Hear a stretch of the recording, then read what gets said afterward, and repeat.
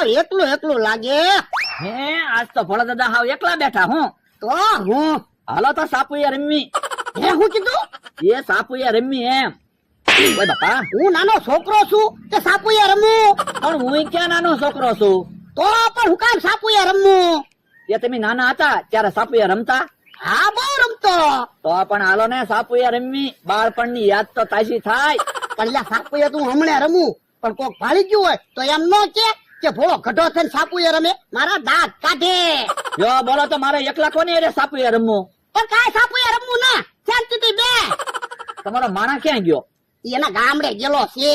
જો બોલો તમારો માણા હોત ને તો તમે બે સાપુયા રમે. એ આવે ને ત્યારે રમજે, અત્યારે શાંતિથી બે. એ હારું. ઓ બાપા!